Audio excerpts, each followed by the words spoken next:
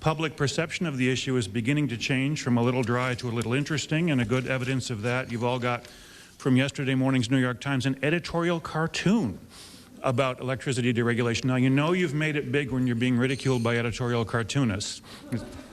But since we have a C-SPAN audience, I'll read it. It shows two women in the kitchen, one's munching on a slice of toast and saying with great enthusiasm, "Now that's crisp, reliable, hassle-free toast, and at peak hours with no long waiting periods. Say, who's your electricity provider?"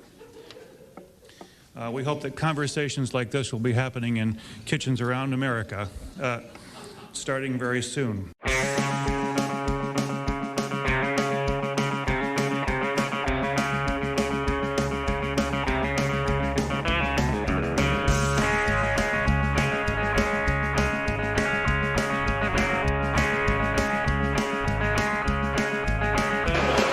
Just answered a whole bunch of questions.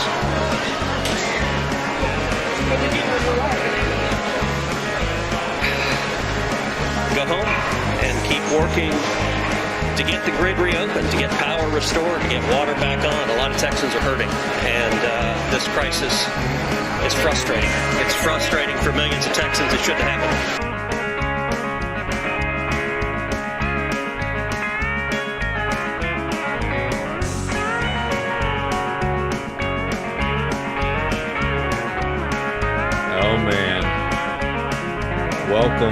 Welcome everybody to this episode of Left Reckoning.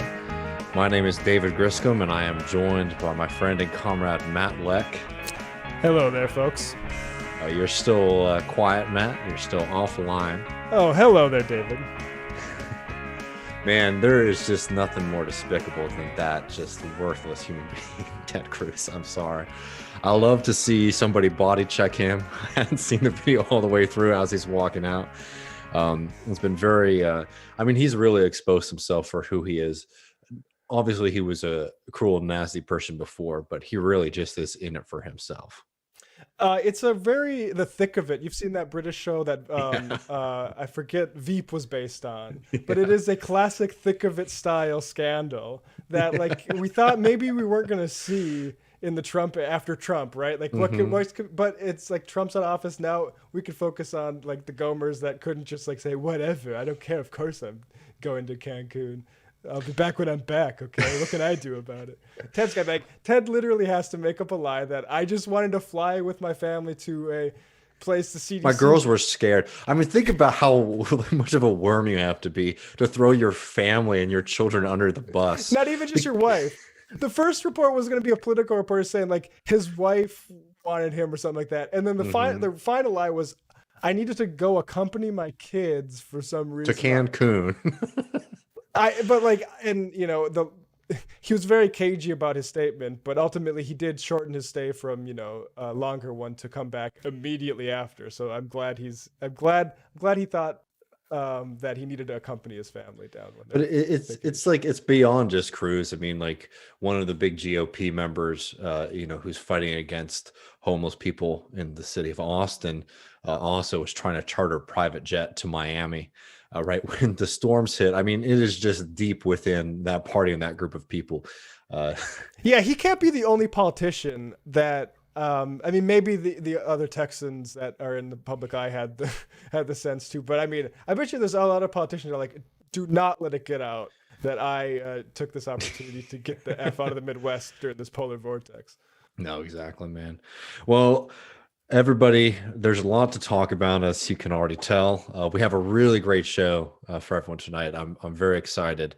In a little bit, we're going to be joined by the gentleman behind the Valley Labor Report, David Story and Jacob Morrison, to talk about the fight for a union at Amazon and also union organizing across Alabama. I'm really looking forward to that conversation.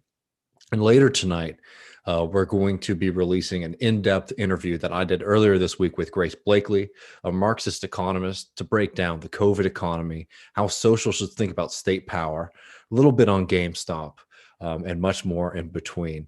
So welcome everyone to this show. But we got to get to the task at hand, to this serious disaster. And I hope everybody listening to this is safe and secure. It has been a very difficult week for many of us as we've been looking out for loved ones, family, and our communities. I will say it has been so inspiring to see folks from around the country, and also, in their own communities showing up for people. The fact is that people are alive today because of mutual aid organizations that were performing necessary work, making sure that people were taken care of in Jesus Christ, not just this environmental catastrophe, but this ongoing pandemic. So nothing but love and solidarity to those folks, and continue to support them, going forward.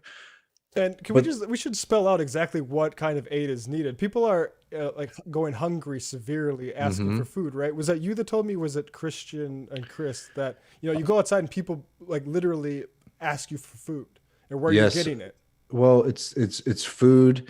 I mean, you have to understand, obviously, for people who aren't familiar, just since we didn't spell it out, we are talking about what's going on in Texas right now, because the electric, system failed so many people, and because so many more houses, particularly newer houses and cheaper houses, are connected, use electricity, not just, for powering their lights and things like that, but for heat and for, cooking, their ranges are electric.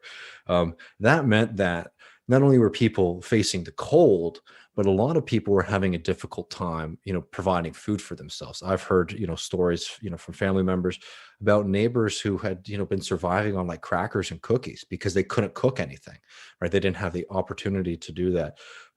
So yeah, as Matt pointed out, like that mutual aid work was critical in providing basic, survival materials to people.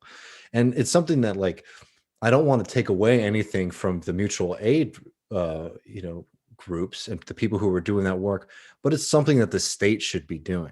It's something that any kind of functional government would be able to provide for people. And the fact is that the government failed big time, just as the electrical system failed people across the state. And we'll get into that, in a little bit, but people are going to continue to need help and aid going forward. We're seeing reports of empty grocery stores, things like that, right? Lines around the block to be able to get into those places, and then when you get inside, there's very little to purchase, right? So this has been a human crisis, right? A very serious ecological disaster that was only made worse by capitalist failure. And let's just paint the picture to everybody, right? Texas right now is in a state of disaster. As this winter storm hit the state, as temperatures plummeted, the electrical system failed. There were blackouts across the state as generators failed. And we'll get into the nonsense around that, in a little bit, about how, morons like Dan Crenshaw and Abbott and all these people are trying to make it, one, a war on renewables, but more bluntly, a culture war about the way that we produce our energy, right? But the fact is that the systems that produce electricity failed across the state as temperatures plummeted. Meanwhile, the price of natural gas skyrocketed. The storm would be bad enough on its own, right? Just because this is not a state that is prepared to, pave the roads and to provide all those kind of services that you typically have to do in a big winter storm like that without the power outages.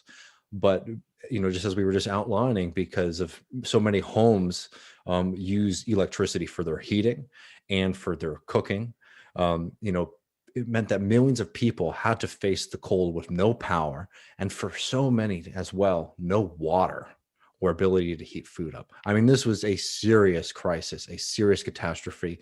And the sad reality is that, people passed away because of this, right? Especially people who had to face these systems, the storm system, without access to housing. Again, thank you so much to all of the people who went out there and were doing the basic human thing of looking out for the less fortunate in the situation. But this was a crisis that hit people across the state, and it hit the most marginalized communities the worst.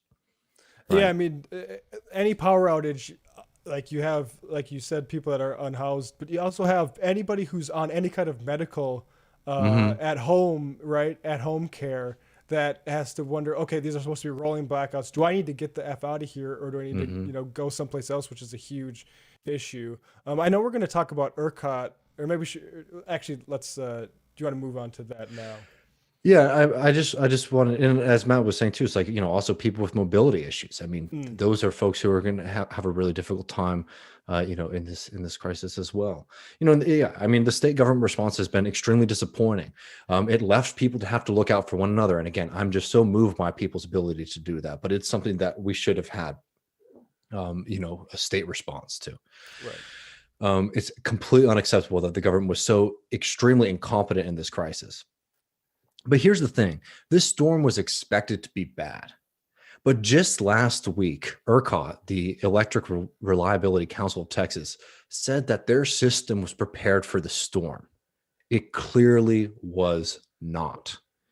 And I want to debunk one of the dumbest myths that has been put forward by, particularly by members of the Republican Party in the past few days, that it's because that, this crisis happened because the state is too reliant on renewables.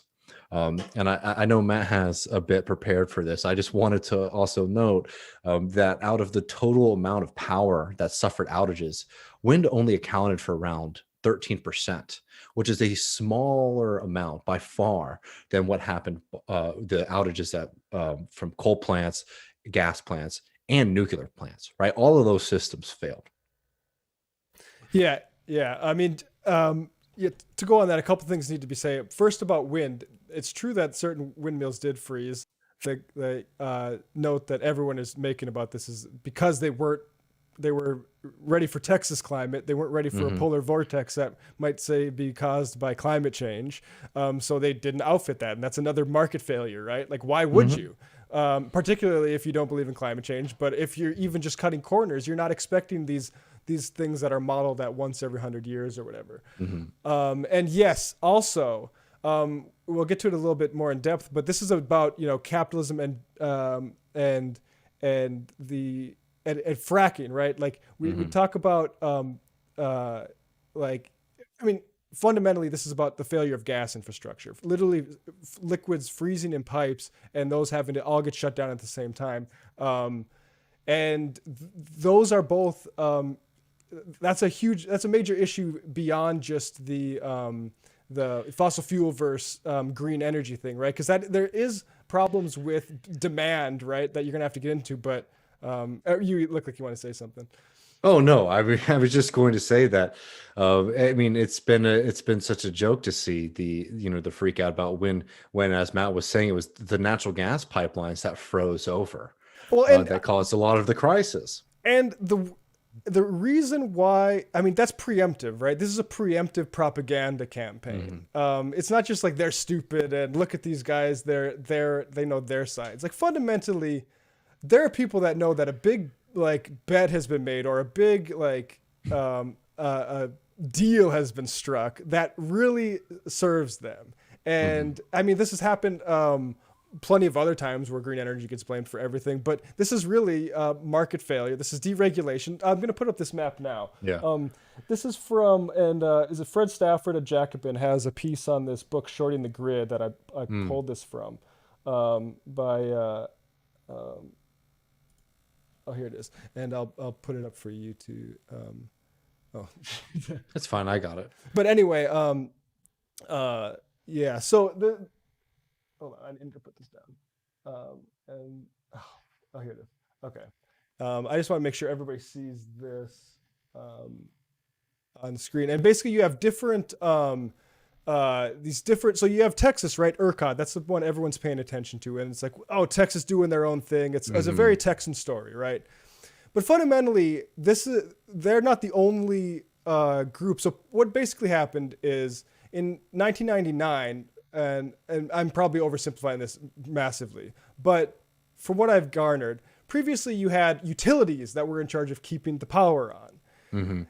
Then you have this energy deregulation, which I pulled these clips from, which wanted to open this up to have these sort of pools of transmitters and producers that, and it's entirely Reaganomics, right? This is all about instilling competition and stuff like that. And so now there's nobody really responsible for making sure your lights stay on. It's like, I mean, these sorts of organizations are a little bit, right? But this is all it's all abdication of responsibility because it's better for profit seeking. Mm-hmm. Yeah, and like, and that's why, like, I think it's important to hit this point to people that when you see Dan Crenshaw and these morons like Ted Cruz and Abbott and all of the other, the periphery, the folks from Colorado, right, all these new right-wing ghouls who want to tell this story about what happened here was a result of too much reliance on renewable energies, you need to be able to say that that's false, right? But it's also really important to not fall into the trap that they're laying for folks, because they would prefer this to be a kind of, culture war fight, right? Where it's like people who are on the left are, getting really, they're focusing so much on the renewable energies and proving that, oh, actually those didn't create as much of a crisis as, natural gas and all that kind of stuff, and missing the fundamental thing that people like Crenshaw and Abbott and that moron Perry, who is the architect of the system, they want the conversation that they want to avoid, which is that this was a crisis that was made so much worse because of this fundamental belief in this free market ideology, right? That the markets in themselves are going to create better outcomes for people. And as Matt was pointing out, this is a problem across the country, right? Texas is an extreme example of it, but there has been this deregulation system across the country over the past few decades, which means that our infrastructure is extremely at risk everywhere, which is why you have to advocate for a Green New Deal and for a public takeover of these systems. Because if you leave it in the hands of private interests, you expose everybody. Yes. I just want to jump in there, because what do you always hear when it gets into this? It's like, well, actually solar's becoming a lot more competitive on the market. Mm-hmm. And it becomes this like market-based thing. Well, I mean, this is the world we're living in, where guess what else is competitive, which is fracked gas, which is also not good for reliability, right? Mm-hmm. Yeah, and exactly. And like, let's start to break down, what this is. So it's like, look, there's the culture war thing. And I just like, this is something I always want to, point out to people, because this is how politics in this country is always mediated. And, I know some people want me to get into some of the nasty comments that we've seen from like blue state liberals. I've just gone to a point with that where we have covered that enough on this show, at least for now, where if you just don't have the humanity to care about people who are suffering, I don't want to be sitting here and having to like advocate for you to see people as human beings, right? To advocate for you to care about other people. If you're that far gone, then at this point, I just don't have the strength of soul today to tell you why you should care about hungry and cold people, right? But let's talk about, deregulation and what that means, and why this market ideology exposed all these people to this tragedy, right? A typical electric system works like this, right? You have your generators, and then you have essentially like your power lines, which are regulated either by utilities, and then those go to consumers. And typically those are like vertically integrated, or those things are all sort of being done by, one system. What has happened across the country, over the past few decades, has been a decoupling of those things, particularly an increase in privately owned electricity generating assets, and then utilities that manage them, right? And then provide them to consumers. What the system is in Texas, not everywhere, right? Because some places still maintain, those kind of older, more traditional systems like Austin, San Marcos, right? And San Antonio is a complete subjugation of that old system to, this deregulated system, which means that there is just constant competition across the board, and a constant auction system. And what that has really meant, what that means technically for people today, is that there is a reliance on what is called just-in-time production. And that was the system that failed epically this week. Just-in-time production means... including wind, we have to be honest. Like, not obviously to this extent that the fossil fuels did, but including wind. No, 100%. Wind is a part of that system as well. Basically, private, owned organizations, private owned generators are producing electricity, and then they are trying to sell those to the buyers, right? Who end up being like the utility systems for different areas. And what that means is that it's a constant auction.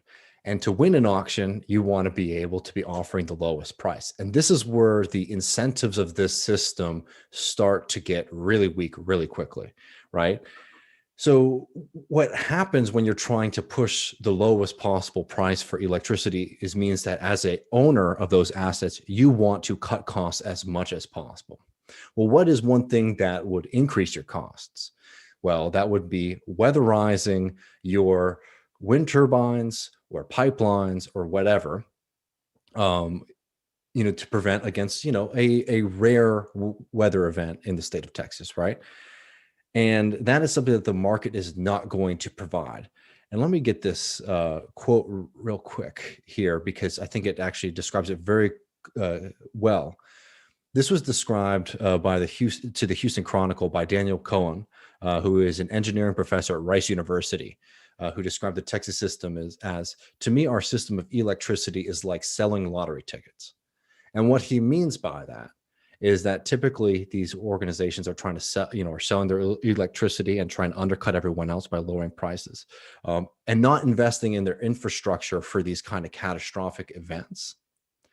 And then the payoff in these kind of systems, these rare events that you aren't going to invest to prepare for, is that in this kind of crisis moment, you are the sole provider. Because what happened across the state of Texas, as these generators started to fail across the state, is that the people who were still able to produce electricity and to sell electricity charged astronomical rates for them, right? That's what he means by lottery ticket. Mm-hmm. And it's not just the people who are, generating the electricity, it's people who are still able to to provide like natural gas, right? So Jerry Jones, the owner of the Cowboys, his company made a bag. They made an incredible amount of money, right, from this system. As people were suffering, they were raking it in. Right. The point here is that this was not a system as much, as profitable as it is for people. And it should also be mentioned that, Texas is one of the largest electricity producing states in the country. Right. This was not a system that was prepared, to protect its capacity to do so in the future, to protect itself from this kind of event. And what happened in Texas was 100% an example of what happens when you lean into this system as much as possible, frankly.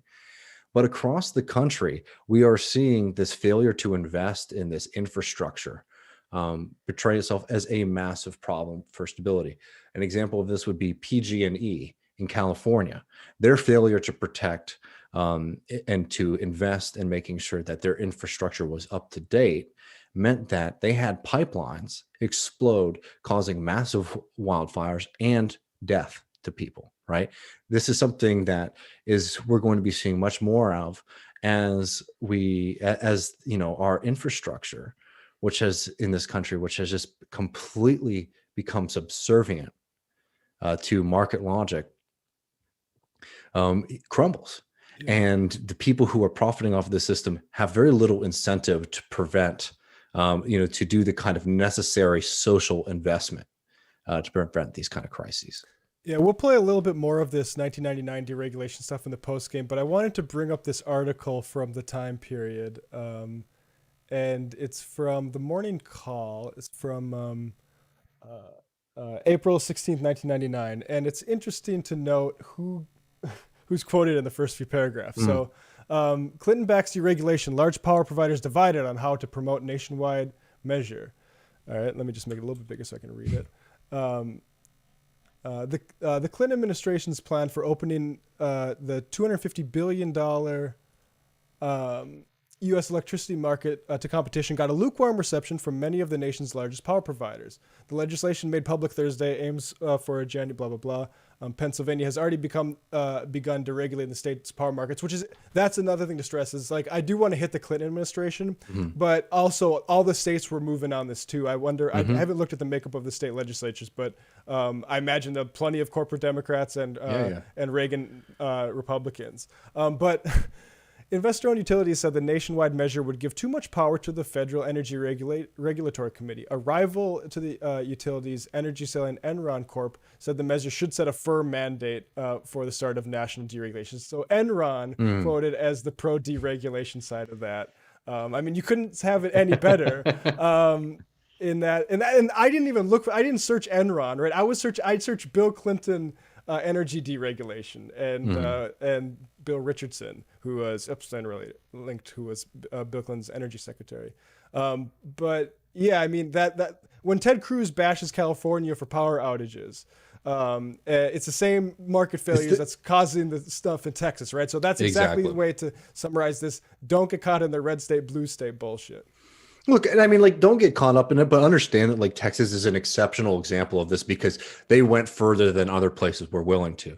But the point that I want people to understand, right, is this was a crisis that is a human-made crisis, right? This is a crisis of ecological devastation, but the failure to be able to provide power to people was a crisis of capitalism.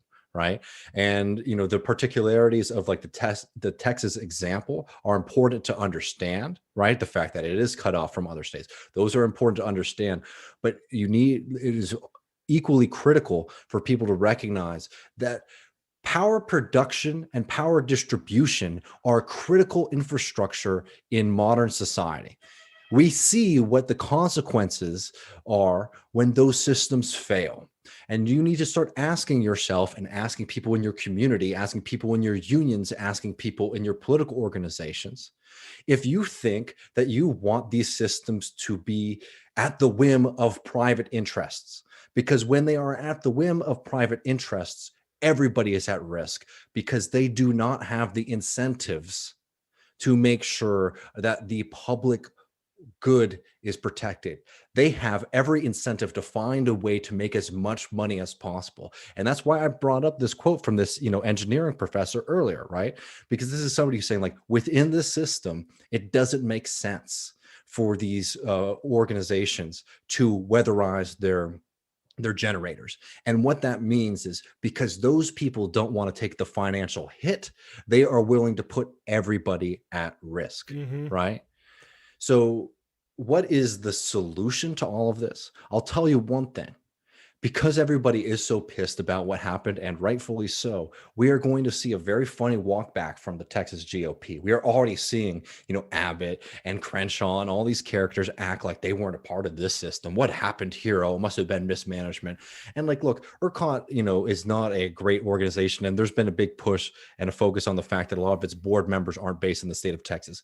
Frankly, I agree with that, on a general point, but they're going to try to do that kind of culture war again to avoid the fundamental problem, which is this market ideology. Yes. Right.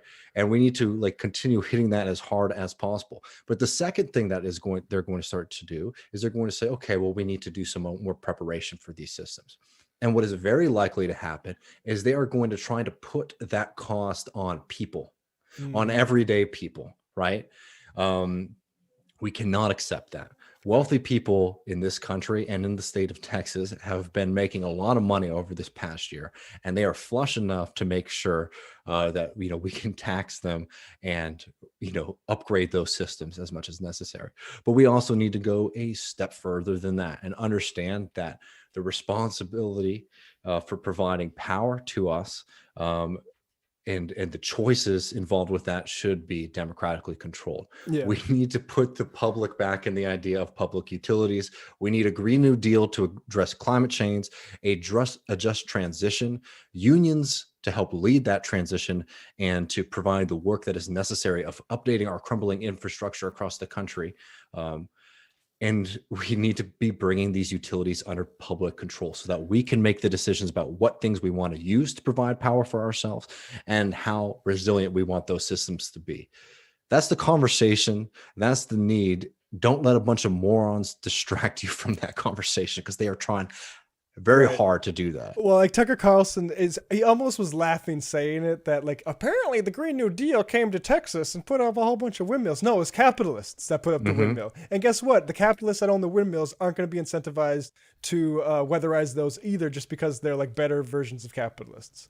Exactly. And we have our buddies David and Jacob from the Valley Labor Report, if we're ready. I think we are, yeah. And just a quick pitch before we do that: patreon.com/leftreckoning, folks, to support the show, get the post game and anything you want to add to that. Yeah, we get post game theory readings. We're also cooking up a couple of really exciting special bonus interviews for that. We appreciate all of our patrons and the help that they do, making sure that we can provide this show, for free for everybody else too. This main show, it's really important work. And we appreciate all of our patrons. So definitely join us there at patreon.com/leftreckoning. Well, I'm very happy to be joined today by the gentlemen at the Valley Labor Report, David Story and Jacob Morrison. How are y'all doing? Good. How are you? Y'all getting all set up? There we go.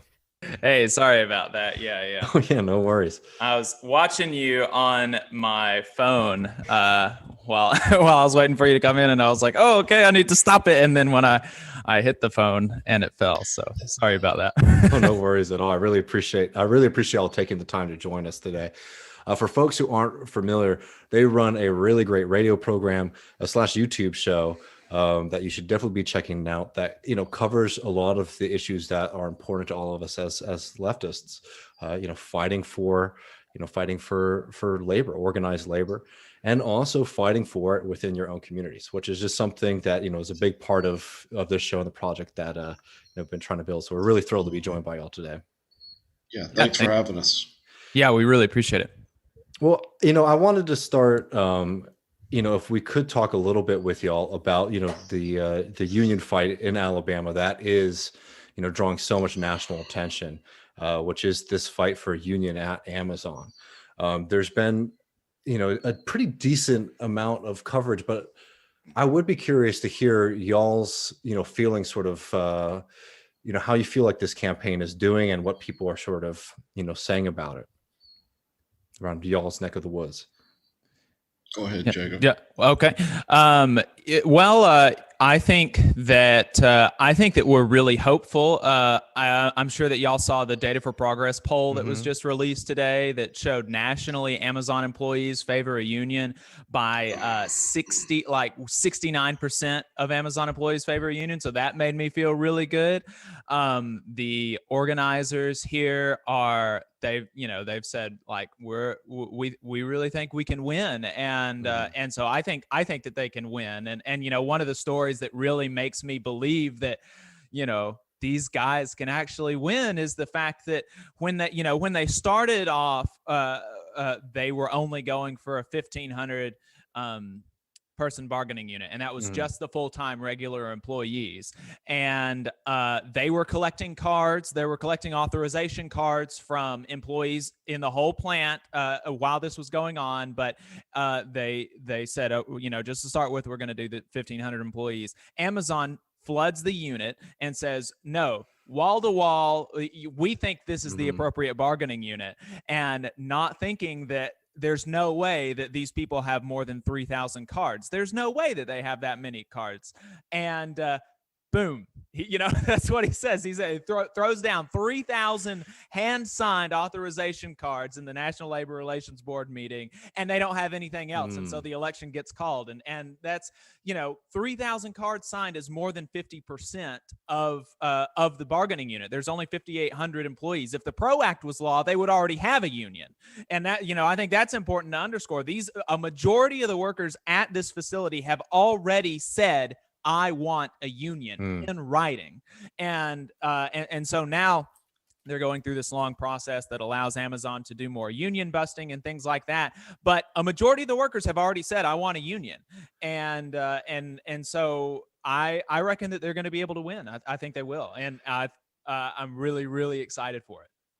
I'm hopeful and very excited too. And I want to underscore to people who might have not been following this story very closely, just how, obviously they're up against this nasty corporation, Amazon, but as you were just mentioning, these tactics that they're using against, the union there are designed by some of the nastiest anti-union law firms in the country. Right? Literally, Pinkertons are involved, right? Weren't the Pinkertons? Am I getting that wrong? Didn't they hire Pinkertons?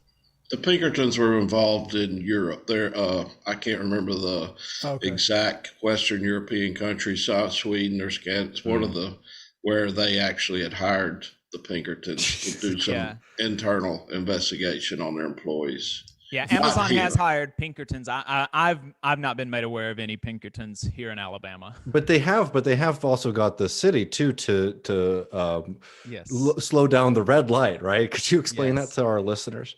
Yeah, so and it's actually not the city. That's who they assumed controlled the traffic light. And so when the initial accusation was made, they said, this was the city. The organizers and the workers assumed it was the city of Bessemer. City of Bessemer said, no, we didn't change any traffic light, without saying that's not our traffic light. And it was actually Jefferson County's traffic light, and Jefferson County did change the traffic light even after Amazon had said that, no, we didn't request a traffic light change. But what had happened was there's a traffic light coming out of the facility, and there on that public property, organizers, Big Mike, a poultry plant worker from up in our area in Decatur, has been going down there and handing out cards, talking to workers. And, it was a normal length light. And so he would have some time. They would ask him some questions. He would answer them. And Amazon didn't like that. And so they actually went to the politicians in charge of that traffic light and said, hey, change this. And they said, yes, sir. I mean, it's crazy. It's insane. It's a sign of a company with way too much money and resources to put against anti-labor activity, I think, is another way to characterize it. I wanted to know, there's the famous Robin D.G. Kelly book, Hammer and Hoe, about Alabama communist organizing. How much is that historical memory is evident to you guys in this? Or I'm just curious, anything related to like the lineage of Alabama organizing? Because I remember hearing it in some interview that it was one of the most organized states, if not the most organized, a generation or so ago. Yeah, well, Jacob's actually read that book. I haven't got around to the book yet, so go ahead, Jacob. Yeah, well, and we're actually, I've been emailing back and forth with Dr. Kelly today, and we're going to be having him on the show sometime in the next week or two to talk about that, because I think it's really, really interesting. It's for a long time, it's always been one of the most organized states in the South. And I really believe that one of the reasons for that is because of the effective leadership and the effective rank and file organizing that the labor movement in Alabama had in the past with the Communist Party. I mean, the CIO back in the middle of the 20th century in Alabama, it was almost completely headed by communist like actual card carrying communists. And that's pretty crazy. And I have to believe that some part of that legacy is why Alabama has stayed more organized than our counterparts anywhere else in the South. I mean, our union density rate is at this point a little bit lower than the national average, but not by much. I mean, union density on the national level is like 10.8. Here it's like 10.6. I mean, that's like pretty typical, where in North and South Carolina it's like 2%, Mississippi it's like 4%, Georgia it's like 6%. I mean, Alabama is really, really a big outlier. And in another interview, Dr. Kelly actually said that the RWDSU, he believes, is ideologically, tactically, and strategically descendant of the mine, mill, and smelters union that was a completely run rank and file, from the rank and file to the leadership was card carrying communists. And the sharecroppers union, he reckons that there's like a really good lineage there, and I don't disagree with him. Talking to the workers, we've had some good conversations with Amazon workers there. We had a good conversation with Big Mike, one of the poultry workers there, and I mean, I think that these are folks that know what they're about, that know their history, and that know what they deserve, and so and something that we've been hearing from all the calls that have been going on is that people are talking to their families, their brothers, their sisters, their moms and dads, and they're talking to them about how, oh yeah, I've been in a union before, I'm in a union now, you should vote yes. If I could just follow up on that briefly, kind of to answer your question about the correlation between the unionism and the communism that Alabama's seen over the years. There's still a very strong left movement in Alabama. We're not the only two folks that kind of skew left, and I think the history of Alabama and the anarchy that has a a large prevalence in the state, has been co-opted very well by the libertarian I say libertarian party, and to some extent to a large extent by the Republican Party. They try to portray themselves as small government conservatives and supporting gun rights and things like this. And so they've brought a lot of what I would consider more anarchist principled people into these parties, because the left, what I would say the left, as far as the Democratic Party, has strayed so far away from their roots. So, so to answer your question, I believe there's a humongous base of leftists in Alabama. They've just been lied to for all these years. And unfortunately, a lot of them are not as educated and don't follow Fox News, and conservative talk radio is basically the downfall of what we've seen in Alabama anyways. And I mean, I think it's important to consider that Bessemer is a town that is 70% Black, and 80% of the workforce at Amazon is Black. I mean, that's I think that's one reason that we're not seeing a whole lot from what I'm hearing of like attempts at racial divisions. That the divisions that Amazon has been trying to stoke has been a lot along age lines. They're trying to tell the young workers that, because unions bargain for seniority rights, you're not going to be able to get anything extra for being good at your job, which is not true. A lot of union contracts have performance bonuses and things like that you can bargain for. Although the two workers that Amazon gave to the media to talk to for an anti-union perspective were both white, and all of the workers that have been in support of the union have been Black. So, I mean, that's something to consider too. I think there's no doubt about the motivations there from Amazon's perspective. And I wanted to get to what David was mentioning in a second, but just if y'all could, what is like the status of the unionization project right now for the union, and like the calendar going forward, right? Because I know they're in the process, but what are the next couple of weeks looking like for them? Yeah, so the next couple of weeks is basically a large group of unionists across the United States sitting on phones every day. Jacob and I have been involved. There's, of course, RWDSU is involved. I reached out to one of my sisters in the Machinist Union last night to see if she could bring in some more people, just for the simple fact that it's almost like if y'all have ever worked on a political campaign, a large political campaign, it's exactly identical. We're on the phone, we're talking to them, figuring out what their concerns are, if they know how to vote, helping them with anything like that, answering questions, and and some of the ballots are already coming in, and they'll continue to come in up until next month, whenever the NLRB, who is the National Labor Relations Board, says, this is it, and they'll start counting the ballots. But right now, it's the work is you're seeing, if you follow any of their social media, you're seeing a lot of community organizations begin putting out commercials to help them. Last week, I think we seen the NFL Players Association making some statements on a commercial to help them. I think I seen today that Danny Glover is coming sometime in the near future to talk to them. So you have a lot of faces, well-known faces, that's going to be, coming down and supporting them. But the bulk of that work is sitting on a phone all day long with as many workers as we can get to.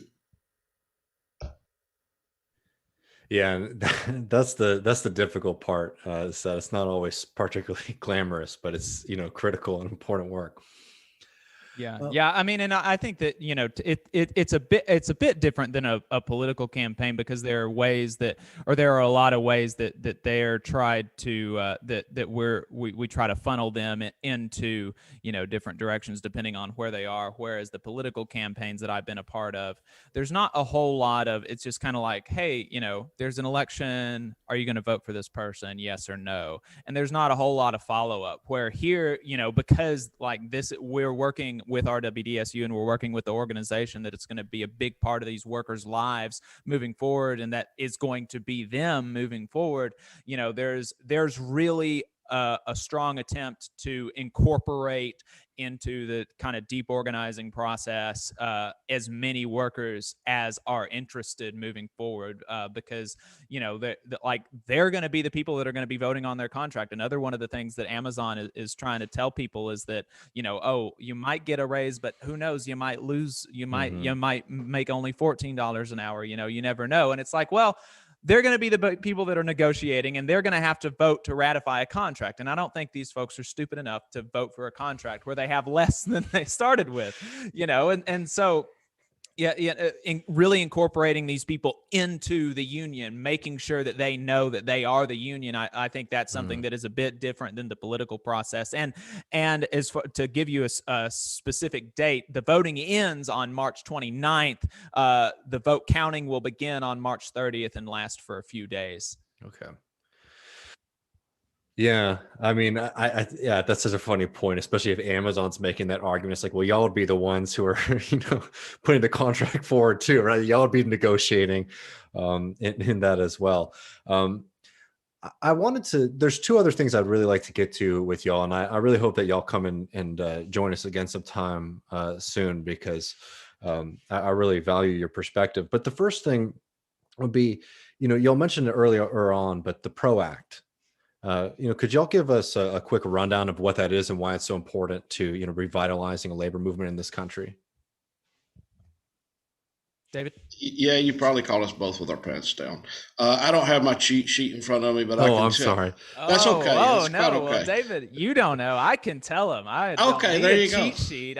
Come on, man. There's so much to the PRO Act, is what I'm saying. Oh, of course, yeah. I mean, it's literally, it's very, very comprehensive. But if you've got it, rattle it off the top of your head. All right. warrior. Yeah. Well, now I will say that there's definitely going to be stuff that I leave off, because like David's, I mean, this would be, if the PRO Act passes, which we hope that it will be the most comprehensive rewrite of labor law since Taft-Hartley. I mean, it's huge in half a century. One of the first things that it'll do is it'll take away right to work laws across the country. It'll make right to work laws illegal. And a lot of folks don't know what right to work is, and they reckon that it means at will employment, or they reckon it means that it makes unions illegal. And what it does, it just says that unions can't bargain for a union security clause, which means that they've got to, any person who works there has to pay agency fees to the union for the benefits that they receive from having union representation. You know, it's the reason that, like, you can't opt out of taxes in your hometown because you don't like the mayor. So, you know, you ought not be able to opt out of dues because you don't like the union, because you're still getting the benefits. And if you want to change something about it, then, like, you know, be a part of that democratic process. Another thing that it does is it increases penalties significantly for union busting. There's a lot of union busting that is still technically illegal, but that it's just the cost of doing business. It's much more, it's much cheaper for companies now to, like, fire an organizer and then later have to pay them back wages than it is to bring a union in. And so they'll do that, and knowing that they're breaking the law. And another thing that makes that really a small penalty is because the back wages that they have to pay is only the difference between what they would have made and what they did make. So if they get a different job, they only have to pay the difference. And it might not even be any difference. If they get a job where they pay more, then they don't have to pay them anything. And there's no penalty at all for that. And so that not increases the penalty to not only back wages, but there's significant fines and things like that that's added on to it. We did a really long interview with Ryan Kakaris. He's the communications person with the Painters Union. They've been leading the charge in the labor movement on that. So I'd recommend folks that want to go really in depth with that to check out our interview there. Another thing that it does is guarantee a first contract within a year. By law, a lot of places, when they win a union in the workplace, they actually don't get a contract because the employer will stall and they won't bargain in good faith. And so it strengthens the requirements to bargain in good faith, and it strengthens the worker's hand. It eliminates the ability to permanently replace workers. It is still currently technically illegal to fire a worker if they go on strike, but you can permanently replace them, which is the same as firing. You can say, if they go out on strike and you hire replacements, you can just say, oh, I'm sorry, you don't have a job anymore. And that's functionally the same as firing. It eliminates that. You can't permanently replace a worker anymore. The second that workers want to come off of a strike, you have to give them their job backs. So that really increases bargaining leverage there. I think there's a few things, but secondary strikes. Yeah. Talk about that, David. Well, one of the biggest things that is very key to this union drive is it does away with dual elections. So in other words, like Jacob said earlier, we've got all the authorization cards signed, enough signed to have a union. It's automatic recognition. Right now, the way it's set up, you have to get the authorization card signed. The company stalls. Luckily, this time they weren't able to stall, but just a couple of months. Normally, you'll see stalls for 6 months. It gives the company time to hire, and it's the same. It is the exact same union busting workbook that every lawyer goes by. So it completely does away with having to have a secondary election.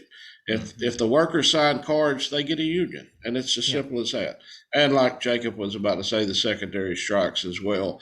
It allows, it really brings the labor movement back to where it started in the late 1800s, early 1900s, in Eugene Debs' time, to where if I say I'm working at X company and Y company says we can't put up with this crap any longer, they walk out.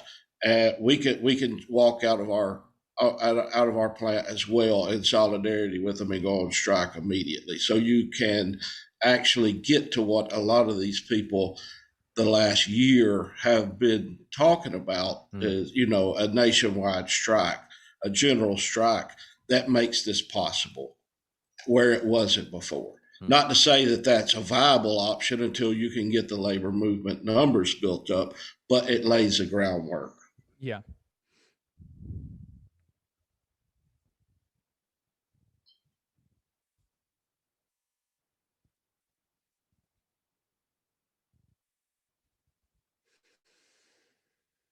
Yeah, Manchin, along with numerous others, but it's going to take some serious phone calls on the part of everybody in every state, calling their senators. The House is an easy win. But these conservative Democrats, if they like to call themselves Democrats or Republicans, in my eye, that's what it's going to take. And I've talked to a lot of people that say that it's impossible, but I mean, there's a lot of things that's been impossible throughout the years. You can't just say, screw it. We don't think it can happen, so we're not going to work on it. Yeah, and we're closer now to passing it than we've been in a very long time, I don't know. We may not get another chance to do something like this, and so I think we've got to, or for a long time anyway. And so I think that it's incumbent on folks, especially in the labor movement, who have kind of the means to lobby through our unions and things like that. But on everybody, because so many of the stuff that we rattled off, and I'm sure there's more, that really affects the ability of people to have a union in the first place. David and I, we've already got unions. We've got union contracts. We've got union benefits. We've got things like that. And so, the PRO Act, it's, it'd make my life a little bit better, I guess. But for people that want to have a union, like, this is really, like, this is for you. And you need to, you need to hope that this passes, and you need to lobby for this to pass, for your own self-interest. Because, I mean, it's like, it's for you. Hmm. I really, it's something that's really important to me, and an important part of like this show, and the work that we're trying to do here, because like I have roots in Texas and in South Carolina, right? And South Carolina is the state, when you talk to people about unions, they treat it almost as like a foreign concept. It's like, it's not for us. And I've always come from a place of like, I have a real serious hope and belief in people, especially people I grew up around, and that like this actually is much closer to a lot of almost like the kind of generic working class person in the South's mentality than a lot of people recognize. Like one thing I remember, like one of my good friends' father, who's a truck driver, sitting around with him drinking, and him just going on almost every time he'd have like a couple beers in him, would just go on about, and say, if I stopped driving trucks, the entire country would shut down tomorrow and we could get whatever we want. And I'm just sitting here like, hell yeah, man, that's strike power, right? I bring that up to ask y'all, when you're talking to people in Alabama, in your communities, and you're trying to talk to them about why being in a union is so important, why workers' power is so important, how do you frame that to folks? How do you, explain why this is such a critical thing and such a thing that's in their interest? When we are dealing with such, nonsense from the opposite side, they try to convince people that, they're much closer to their bosses than their coworkers, things like that.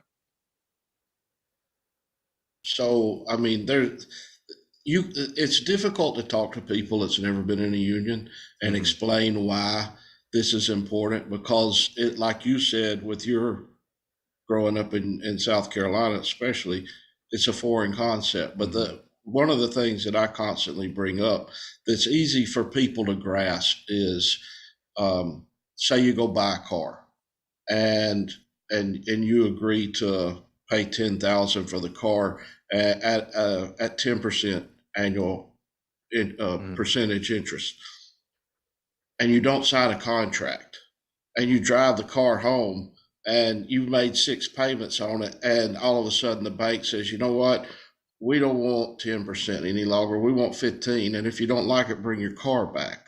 And you've lost all that. It's the same way in your work environment. If you don't get a contract, they can do anything they want at any time you want.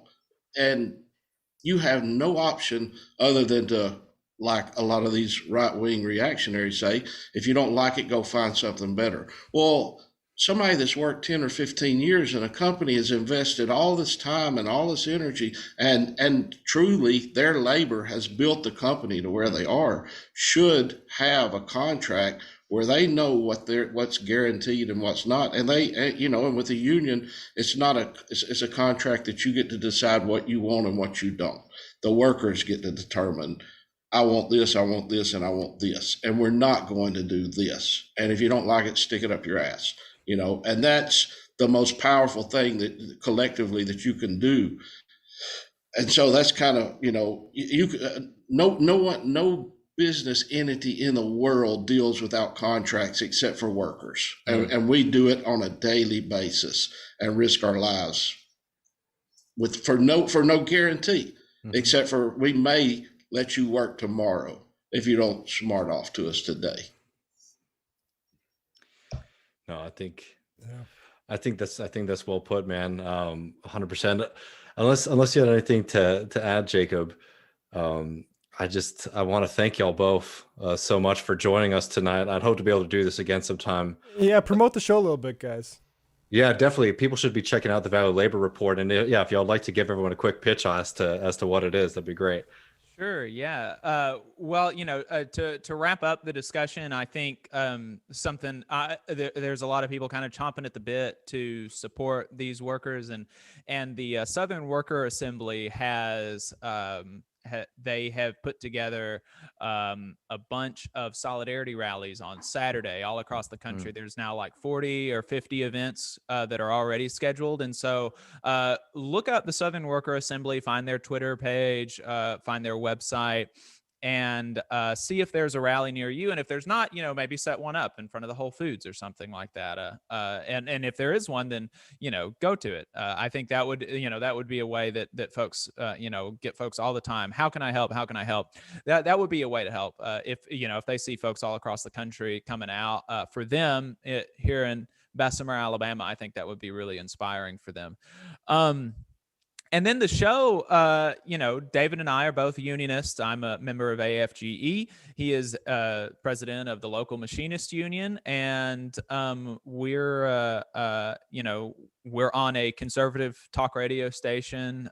They've got some paid programming hours on the weekend, so we got some unions, some progressive nonprofits, and a union side law firm in the area to sponsor the show. And so we bought an hour and a half on Saturdays, and so we talk on a conservative talk radio station about. Awesome.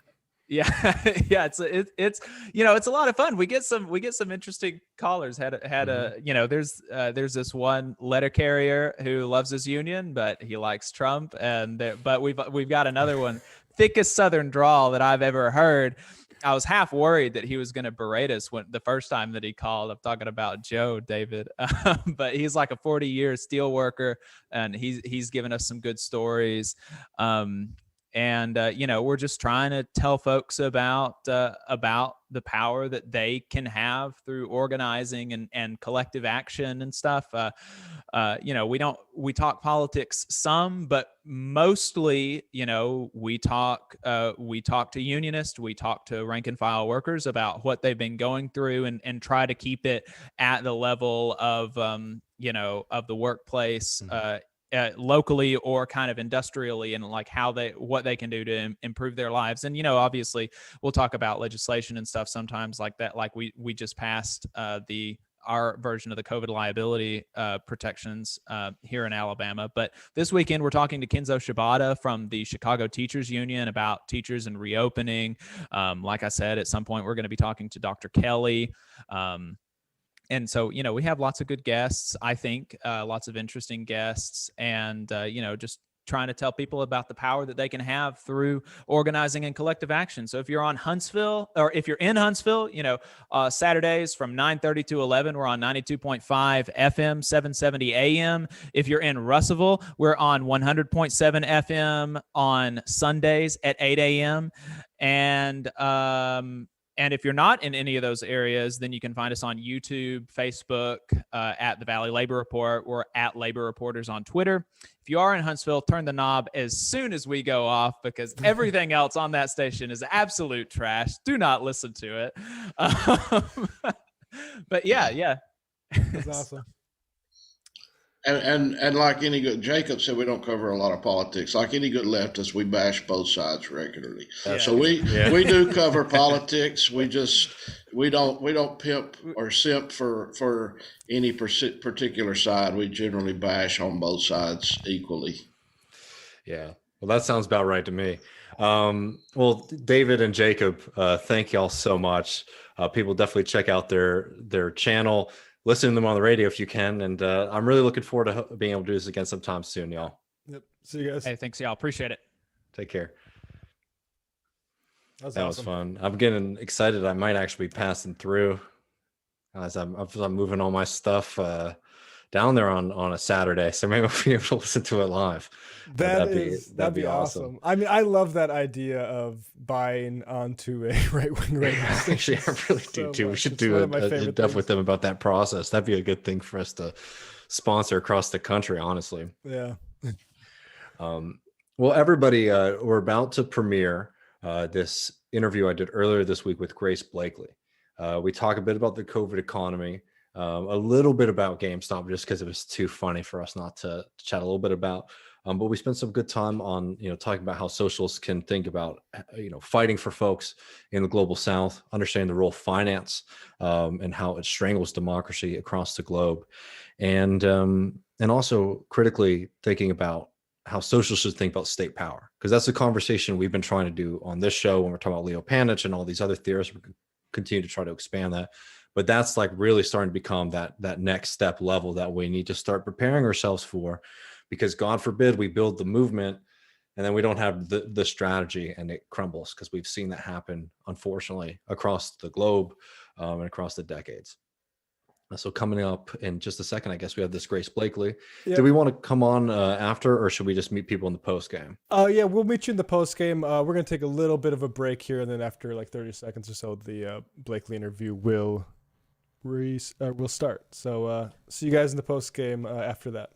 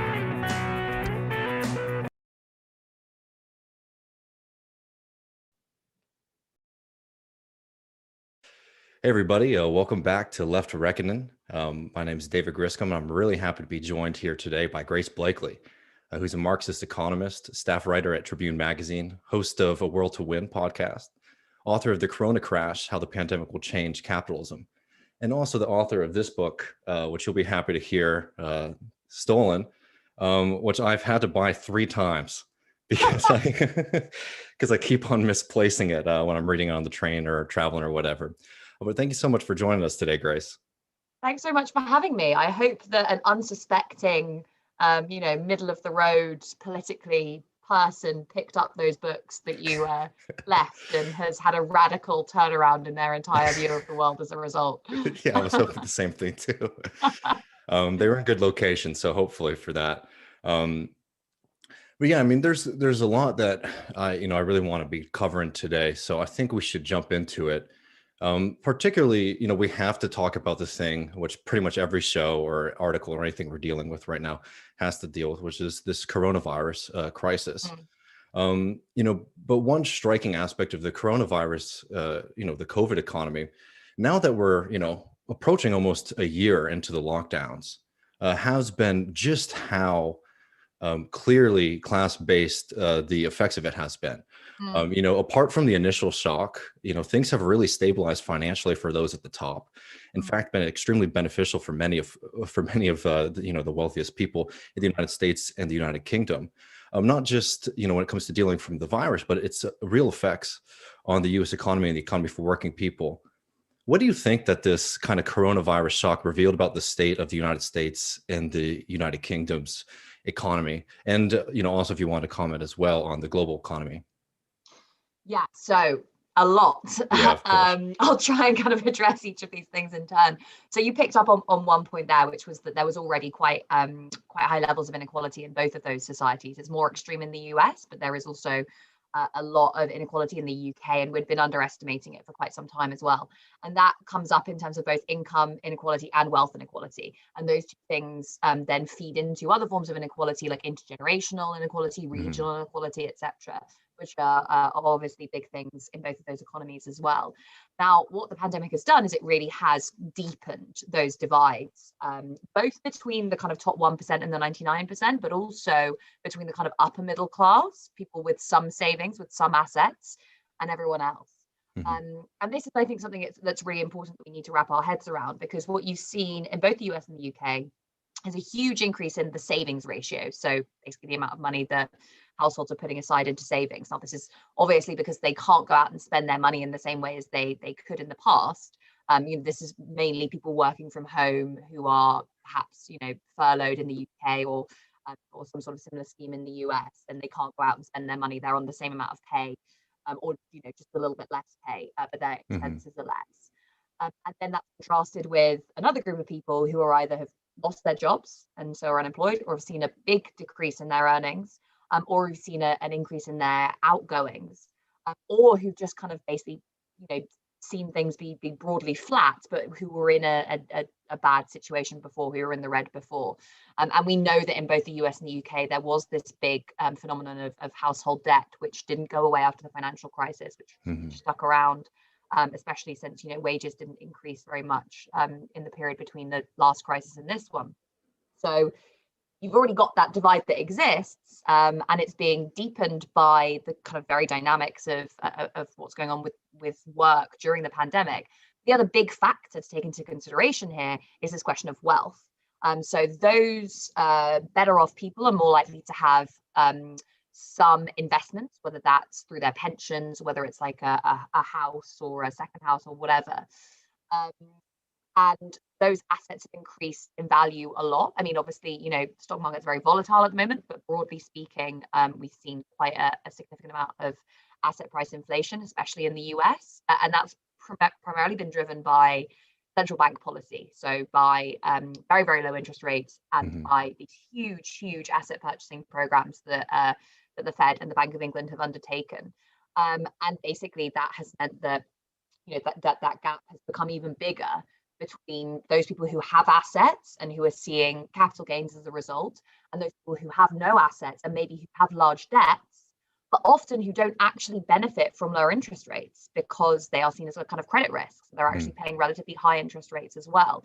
And that is going to be a real problem when we come out of the pandemic, because there are going to be a lot of kind of supply chain issues when we come out of the pandemic anyway. So it's going to be difficult to kind of get source certain items. There's going to be issues with supply chains and all that sort of stuff, which means there's potentially already some inflationary pressure. But if you've got this group over here with a lot of money going out and spending loads and loads and loads of money, on all the things that they couldn't buy for the last several years, that potentially creates some inflation, which harms these people who don't have those savings, and who spend a higher portion of their incomes on just like the things they basically need to survive. So that's one big problem that we're going to be seeing, and that was fed into by those issues that existed before the pandemic, primarily around inequality. But there are also a whole host of other issues to do with the kind of structure of the economy. So we came into the pandemic, as I said, with high inequality, with what had broadly been a very long-term stagnation of wages, relatively high levels of household debt, but also very, very high levels of corporate debt. And particularly in the US, amongst risky firms, basically, there was a big boom in kind of what's called high yield corporate debt. So debt that for corporations that are a bit of a credit risk, basically. And as we came into the pandemic with that big debt overhang. Obviously, everything ground to a halt. A lot of businesses found that they couldn't pay their debts, or they were struggling to pay their debts. A lot went under. Some have had access to state support, which has allowed them to just about tick over. But when that state support is withdrawn, they might go under as well. So we're getting these pressures towards consolidation and rising market concentration in a lot of sectors. And that feeds off, again, a longer term trend of the growth of monopoly power in a lot of different sectors in the global north. I mean, this is most obvious in the tech sector, but it is equally apparent in a lot of other sectors that you maybe don't notice it in, because you've got these kind of, you've got lots of different brands, but they're actually all owned by one or, two or three or four or five big companies. So it kind of, in pharmaceuticals, in food and agriculture and all these different sorts of things, there's quite a lot of consolidation at the level of the global economy, even in those industries. So that's going to be accelerated. And then, of course, this longer term trend that we've seen really since the financial crisis, and this is something that you mentioned earlier, we'll probably talk a bit more about, is of kind of higher levels of government intervention in the economy, but that not necessarily being progressive. And we've particularly seen this with, what in the US is referred to as kind of corporate welfare, in which, it is a massive phenomenon in the US to a whole host of different industries, just basically the American state kind of spewing cash at various different vested interests. But it's also an issue here. It's become a much bigger issue, I think, during the pandemic. And yeah, that is something I think the left needs to get its head around, because we're still kind of a bit in this place of, oh, we just want the state to spend more and do more stuff. We're not really interrogating the nature of the state and the kind of implications of its behavior. Yeah, and I think especially in the U.S. case, when it comes to like Federal Reserve policy, what we've seen, Mark Blythe, I think, used a good analogy. It's like we saw that the pipes only flow one way, and you saw that through a lot of programs. When like the Paycheck Protection Program, for example, organizations, companies that already had deep financial relationships with the banks were first in line. And while some of the smaller businesses, people who might be using like a local bank or something like that, had a much harder time getting that federal program.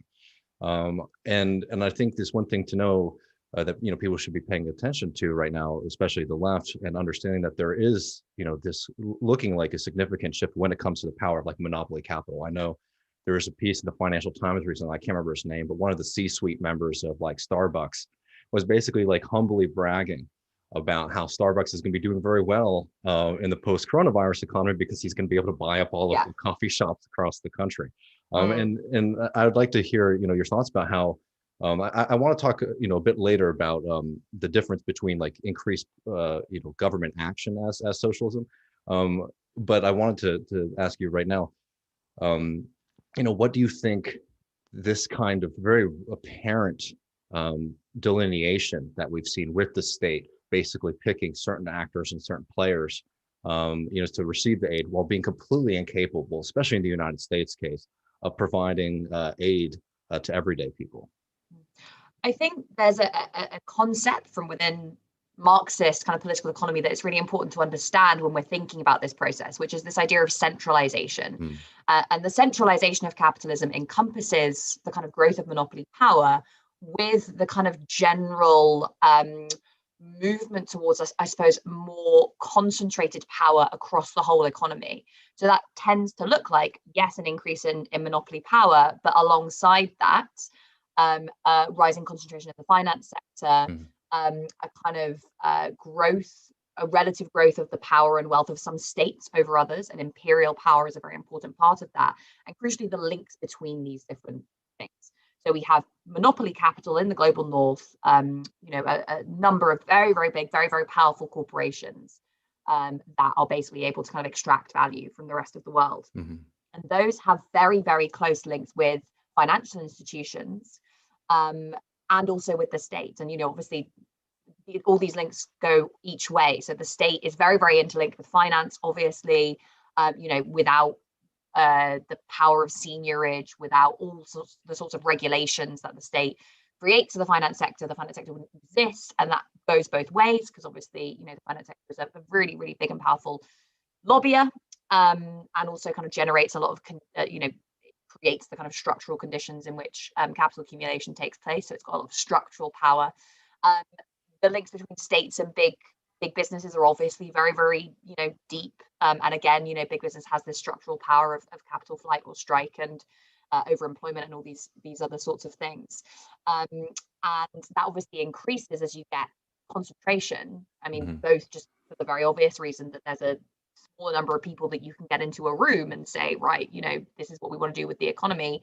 Everyone get on board, almost like what happened in the wake of the financial crisis, when you literally did have a bunch of very powerful people in a room with discussions over who's going to do what, who's going to get what. So, there's a reason for this. It's not a kind of conspiratorial understanding of capitalism where it's controlled by a couple of, big, powerful entities. It's more like, this is a process where we're starting to see a concentration and consolidation of power within the economy. That power is never absolute. So none of these guys are able to completely control what happens in the markets. We still get crises. We still have a level of kind of complexity, but their power to be able to influence those events and to be able to benefit from them is growing. And that is kind of what we mean when we talk about the centralization of capitalism. And I think it's really important to understand, because, it allows us to see capital, so firms and financial institutions, alongside the state and crucially empires as well, as all part of this system, as part of this totality. And rather than thinking, business is bad, state good, which can often be the kind of default position of a lot of people on the left, you can see the ways in which all of these institutions are linked together within this, system of capital, the capitalist world system that exists at the level of the global economy. So yeah, I mean, I think that's important, and just empirically, we are obviously seeing that process accelerate, particularly when it comes to big business and corporations. The financial crisis was actually a period of centralization within the finance sector. So a lot of banks went under and they were bought by other banks, particularly for American banks. That was there was a lot of concentration there. Today, we're seeing a lot of businesses go under, and as you just said, Marx has this passage that capital grows in a few hands where it is lost by many, which happens during crises. During crises, smaller, weaker businesses go under, and their assets are bought up by bigger ones. We're seeing that, as you say, Starbucks is a good example in the UK. Arcadia, which was a big retail group, collapsing and being bought up by another set of firms. We're going to see a lot more activity like that. I was actually reading today about how Chevron and ExxonMobil were in merger talks last year, which would have been mega. It was like the reunification of Standard Oil, basically. That didn't end up happening, but it's potentially the gears are turning in that direction. Yeah, exactly. So yeah, this is all kind of explicable within that logic of centralization. Yeah, and the centralization for sure, and I mean, just take a second. Imagine when we were back like in March, and when this all was first happening. Look, I'm a socialist, and sometimes people misunderstand me when I say this, but I have been in awe at just how bad, in particular, the American state has been with dealing with this crisis. Like, I never expected the Trump administration, or let alone the Democratic Party, to be really standing up for working people and to do a kind of reshuffling. There's all this bold talk, honestly, when COVID first started, that there might be this massive, reshuffling of capitalism because people are going to become more reliant on the state. And what we actually saw was just a mass scale abandonment of working people. The fact that, the fact that we're right now have, a Biden administration, which essentially at least has the power through, the Senate and the House to be able to go forward with those $2,000 payments that they promised everybody back in January. And they're still, dragging their feet over this. I know this is an impossible question to answer, but I would love your sort of feelings. Like, has the state I guess the political class in general, this is, more of a political economy question, I guess, but like, have they just lost the ability to be able to do basic kind of stimulus programs for working people? Or do you think, like, is it a question of like incapacity on their ability, or is it a question of like, they actually know that they're benefiting and the system is very much benefiting from the immiseration of everyday people? Because I can't figure it out. So I think there's a couple of things going on here. I mean, first, like, how we conceptualize the state is important. So I think the way I like to think about it draws a lot on Nikos Poudantzas's formulation of state power, which is to view the state as a site of class struggle. And that struggle that takes place within the state, within various different elements of the state apparatus, is an unequal struggle because it reflects broader social relations. So it reflects the balance of power outside of the state as well. During the post-war period, you have a corporatist state that is interested in basically negotiating between capital and labor to create this kind of social compromise. But it's with the defeat of the organized working class that you begin to see a state that is really heavily reorienting itself towards supporting the interests of capital. And the foundations of that shift electorally come with the construction of this kind of mini capitalist class of the middle classes who also come to own assets. And that ends up being a really important shift in the political economy of the global north. It's based on a deepening of imperialism at the level of the global economy. So I think this is a really important point to get. It's not that everyone's becoming middle class. It's that middle class will have become concentrated in parts of the global north, and the actual labor of production is taking place elsewhere. But that political bargain was really important, really solid. Lots of people got access to housing. Lots of people got private pensions. So they thought, our interests broadly aligned with those of other asset owners. And that's what we're seeing today is a continuation of that, because really, all a kind of a standard capitalist state in the global north needs to do a political party within the state needs to do to kind of consolidate its position and retain its legitimacy is to maintain that bargain between the kind of property owning classes and the 1%. And the way that it's doing that at the moment is through quantitative easing. So even if there is an insufficient amount of state spending to promote, let's say, high productivity, or just to meet the basic needs of people at the bottom of the income spectrum, it doesn't really matter, because a big chunk of the people who are going to be voting are asset owning older people who maybe don't even work anyway, and so are much more reliant upon their assets than they are of the state of the whole economy. Another factor in this is that working class voters have just been dropping out of the electorate really ever since the 1990s, because the party that was supposed to represent them has reoriented itself towards supporting this middle class as well. So there is like an obvious explanation for this, which is that the state is not taking into account the interests of working people who don't own capital, because it doesn't have to, and because those people don't really have a voice. Like, they aren't represented really anymore by the unions, by kind of many other organizations that can operate on their behalf within the state, whereas capital has a huge amount of lobbying power. And actually, the property owning middle classes as well have lobbying groups that will kind of go act on their behalf in various different parts of the state. And obviously, their position and their happiness, their satisfaction with the way things are going is like a really big factor in determining the legitimacy of the state. So the big challenge for the left is actually being able to kind of separate out this chunk of asset owning kind of middle earners into those who are, just in like very well paying professional managerial jobs, and who will always align themselves with the elite, and those who actually, could be convinced that their living standards are declining, their pay is declining, there are all these other crises that are taking place around them.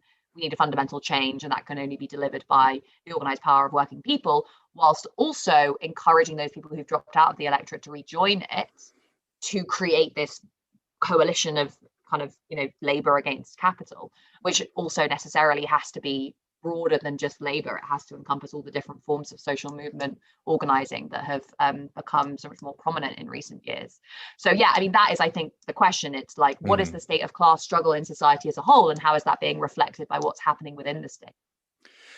Yeah, and it's really difficult. And Ronan Burtenshaw at Tribune has a line that I quote all the time, that he's happy to hear that. I probably quoted too much, but it's good. It's like the job of the left right now is to convince working class people that politics can change their lives, right? And particularly in the United States and where I'm from in the South, growing up as a poor person in the South, there was no hope that being politically engaged was going to benefit your life. If anything, it was defensive, right? It's like, how can I stop things from getting worse? Which is, not something that is really going to have the sustained motivation for people to invest the kind of time and activity that they need to do, to really challenge the system, especially, as we're outlining the immense power and organization of our opponents right now.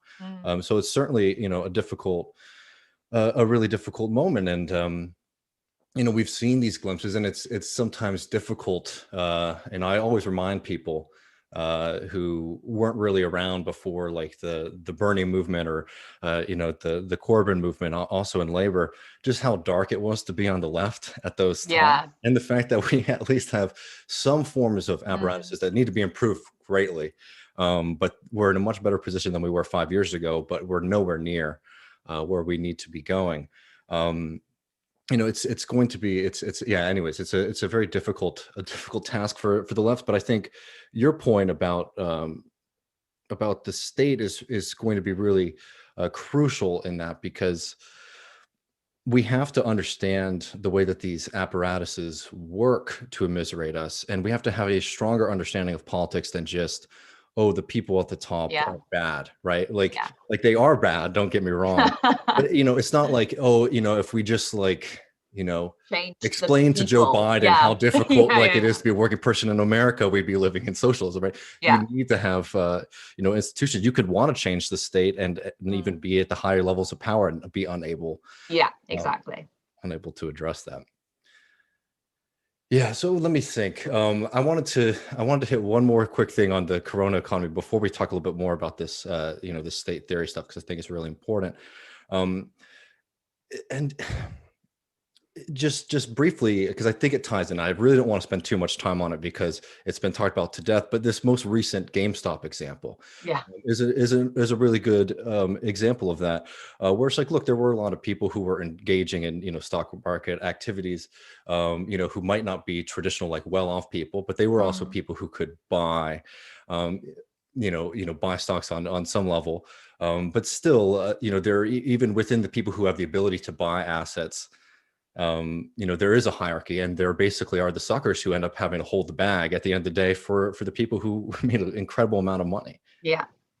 Yeah, I mean, this is absolutely true. I think, firstly, it is important to remember that anyone who had the capacity to use a stimulus check for investing rather than just making ends meet is not by any means, well off, but like they're better off than a lot of people Mhm. who were literally just using those checks to survive. So we're talking about, again, that kind of middle section of earners, and a lot of them as well were kind of younger people as well, rather than the vast mass of working class people in the country. That's important to bear in mind to begin with. That's not to say those people aren't important, because obviously Mhm. they are. They're a critical part of this coalition. But I think a lot of the time there was a bit of overstatement of the extent to which this was like, people who had nothing else and were putting everything into the stock market. Actually, there were quite a lot of like well-off people who were doing this Mhm. as well, and some kind of middle and Do you lower know who earning Dave people. Portney is? I Um, don't think so. which is No. probably a good thing. He is just like a really great example of this, right? He runs this bro like sports blog in the United States, like super broy, Okay. and he sold his blog for a valuation of like $450 million to a big gambling Bloody hell. corporation, where they're going to create like an insane gambling corporation in the United States, with the media apparatus and the sports betting on top of it. Anyway, the guy made an incredible amount of money, I think he sold the company maybe in January of 2020. So he's been an interesting character to watch, because this is somebody who's flush with cash, and Yeah. obviously he lost a significant amount of money on the GameStop thing, right? Because he, of course, is the kind of Oh guy yeah. who is investing in that way, right? There's a lot of Yeah. people who got flush with cash and were buying, and really playing Yeah. this game on a large scale. Sorry to interrupt, but No, that is a, it's just a too really good funny. It's a great example. example of like, yeah, Yeah. this enthusiasm that we're seeing. Yeah. But I think, more broadly, when I wrote a piece about this, I Mhm. said that this was the kind of this was the action of a group of people who had been convinced that they had no real power as workers. So the only way that they could exercise what little power they had was as owners, as capitalists, basically. And again, this is this phenomenon of the creation of the mini capitalist, person who is encouraged to believe that they have power in the system because they have assets, and whose interests can therefore be, manipulated very much by the most powerful people within that hierarchy. And you saw this obviously very clearly with the GameStop saga. I Mhm. mean, this is a wider trend. If you look at like pension funds, for example, usually pension funds are the ones on the wrong side of a bet when a bet is made by a hedge Mhm. fund, or they're being taken advantage of by high frequency traders or whatever. There are the big, mutual fund guys who just are basically, they have to sit on this money, and it has to be bigger than when they were given it, but they don't have to make, tons and tons of money over the short term. Mhm. They're usually the ones that get screwed over. And yes, those are generally funds that are, looking after the savings of, middle to upper middle class people, who, have their pensions invested in these big funds. So there is a definite hierarchy. That's absolutely true. I Mhm. mean, there's always hierarchies within capital. This is obviously really important. There's, even if you look at the way this crisis played out now, you see all the support that's being, as we've discussed, chucked at big businesses, leaving small and medium-sized businesses often going under.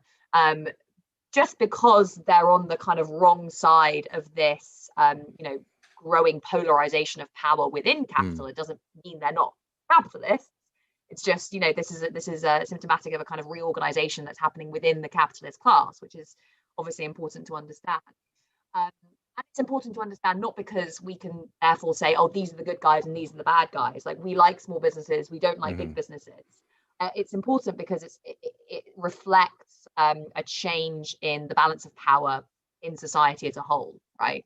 And it also reflects the kind of material conditions within which we're all living, you know, the likely future rates of growth, productivity, innovation, investment, crises, etc.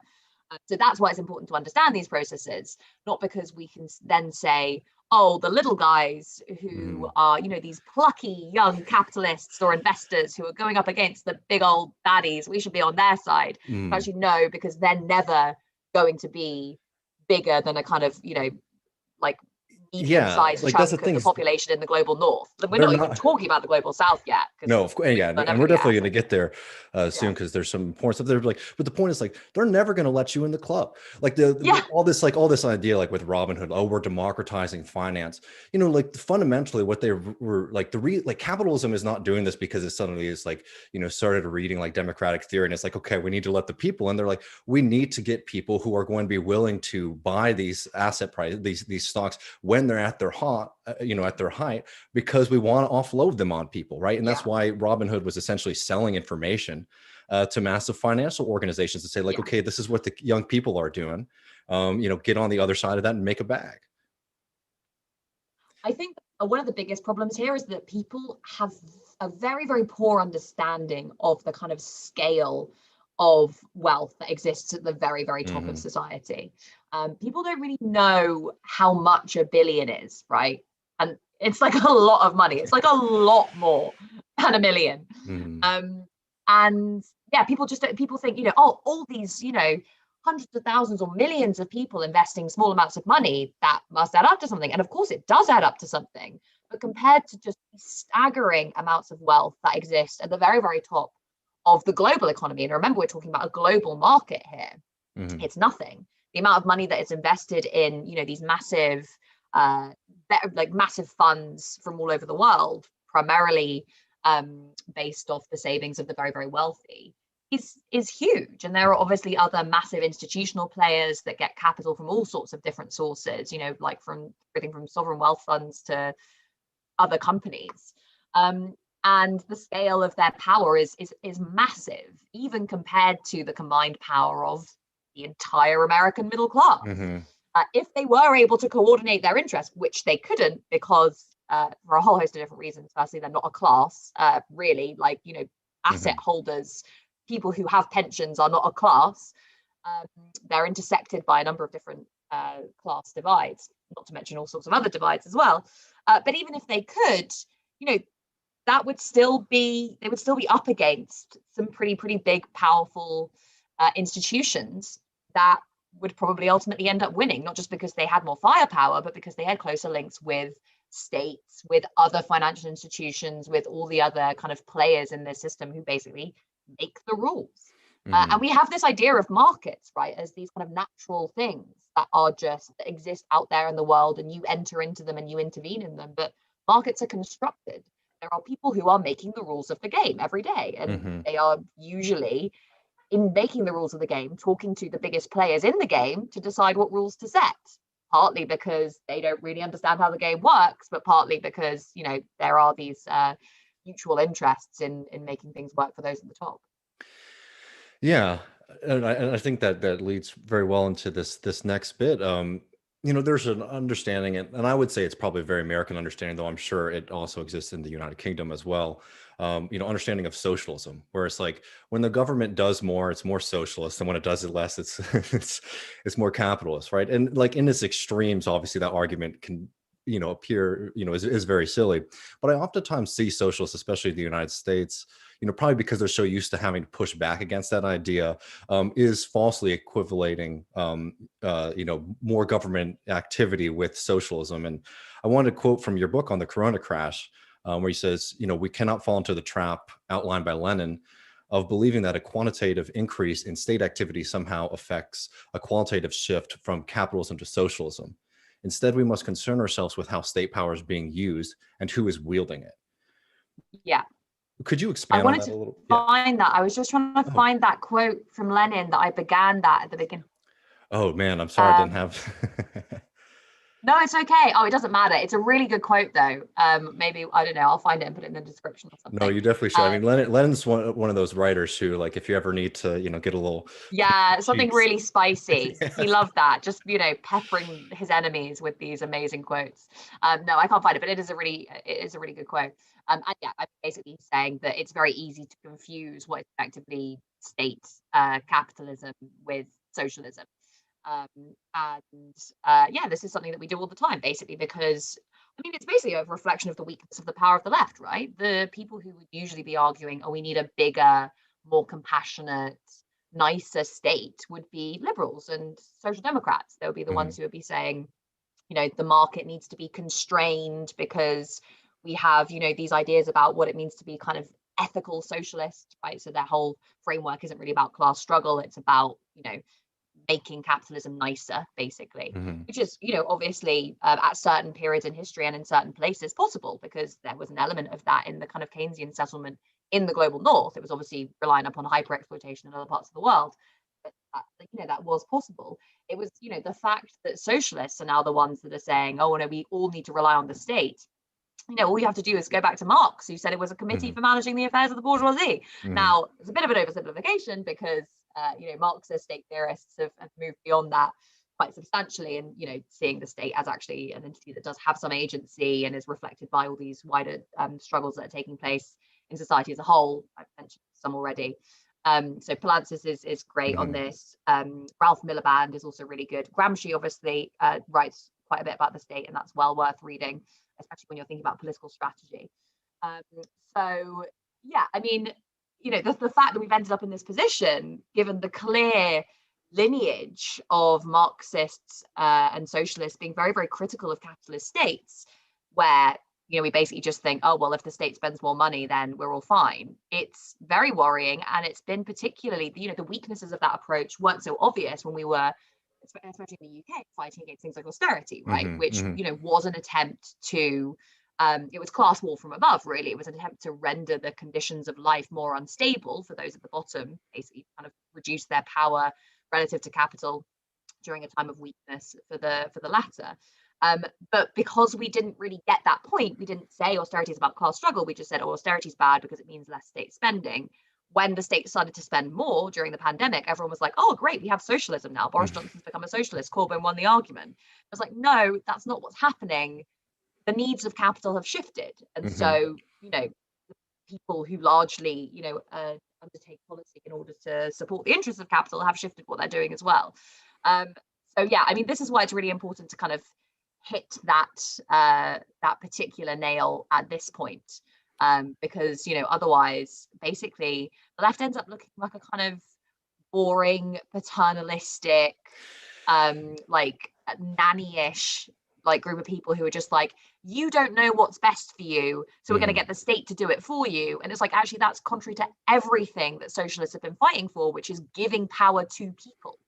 Exactly. And I love that last point, especially because I've interviewed some really great labor organizers in Texas who do work with the AFL-CIO, and they were able to fundamentally change the conversation within the union there about things like the Green New Deal. And you have to understand, if you're doing union work in Texas, that means you're doing union work with people who directly work or are affected with, oil and gas. I think I saw a really cool video by someone. Yeah, Ryan Pollock. Mike Siegel in Texas, who unfortunately didn't win.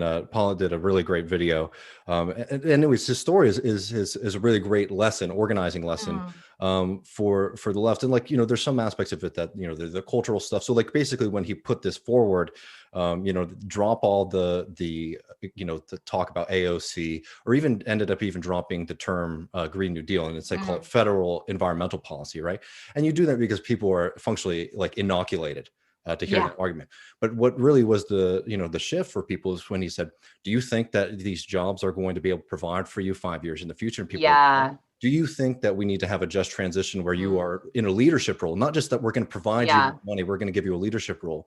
That's the kind of shift that we really need the left to get behind, because especially with things like the Green New Deal, and I'd love to hear your thoughts on this, because I know that's something that you advocate for a lot. Like there are potentials of like a kind of like right-wing neoliberal version of like, you know, environmental policy, right? Where you just put very regressive tax on poor people, you decimate entire industries, right? So you have to understand that again, just because the state's doing more doesn't make it socialist or pro-worker.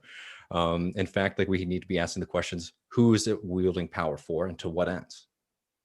Yeah, I think that is an important point, because I often say there's no solution to the climate crisis within capitalism. What I really need to say is there's no solution to the climate crisis within capitalism, parentheses, that doesn't involve basically consigning a large portion of the world's population to dying, which is one way to solve the climate crisis, is to say we're going to leave all the regions of the world that will be affected by rising sea levels, desertification, extreme weather events, basically to suffer their own fate, put up really strong and well-fortified borders, and protect the centers of capital accumulation in the global north and safeguard you to the global south, and indeed to poorer people in the global south as well, who will be affected by, you know, whether it's in California, wildfires, or air pollution, or you know, all the other extreme weather events that will end up hitting various parts of the global north. So there is a kind of a bunker mentality way of dealing with climate breakdown, which I'm sure many sections of the global elite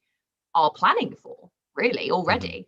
So yeah, there is a solution to climate breakdown within capitalism, but it just involves basically mass social murder.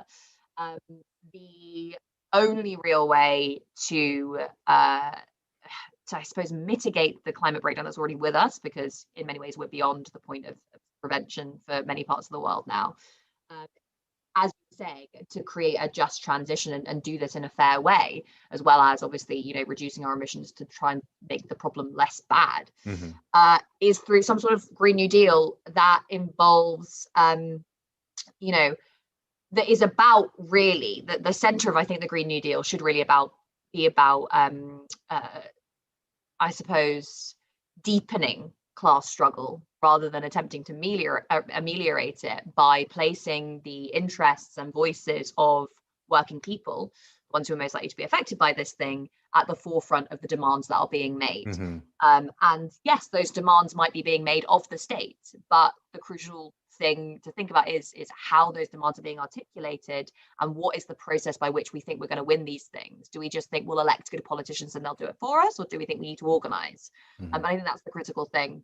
You know, when we think about how we articulate this thing, it's not just like something that those guys can do on our behalf, which is where I think comparisons with the New Deal, although obviously the New Deal was like the foundations of that was, you know, a much more powerful labor movement. So there is that. The other thing, of course, is that this is only going to work if it happens at the level of the global economy. And that's in many ways a pipe dream, but there are a lot of things that rich countries could do to support efforts at climate mitigation and decarbonisation in the global south. And that stems everything from kind of technology transfers, which is really, really, really important. Yes. Which obviously kind of intellectual property law gets massively in the way of, to just, you know, resource transfers, to thinking about kind of new financing mechanisms for climate mitigation. So like a new kind of global climate bank that was able to lend to the global south would be a really big thing.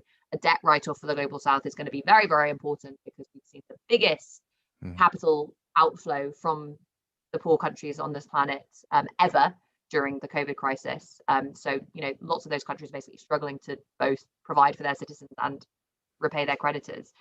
So yeah, this kind of has to be conceptualized in a much bigger way that is looking at the capitalist world system, and is looking at the positions of different classes and different groups within that, rather than just saying, oh, well, the American state is the world's foremost imperial power, so we can create as much money as we want and use it to do whatever we want. And we'll do the Green New Deal by making the military bigger so we can keep out all the migrants that are going to be pushed out of like desertified regions, which is something that they're thinking about already. So yeah, I mean, the Green New Deal is a very broad and big moniker, and that's partly what makes it so powerful, but it's also obviously a big part of the problem.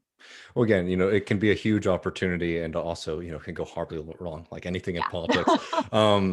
I wanted to talk about this because you were just mentioning about what's been happening in the global south, because I know this is something that you know, you're passionate about, something that I've been very passionate about. as well, which has been this outflow of capital from that part of the world. And I want to bring up a specific example that I've been talking about since the beginning of this COVID crisis, which was what was happening in Argentina, where at the beginning of the crisis, you're having the Minister of Economy spending his time not trying to deal with and help out the people of the country, but literally negotiating with primarily American and European bondholders, primarily represented by BlackRock, who wanted, one, money, and two, a say in the way that a country was managed.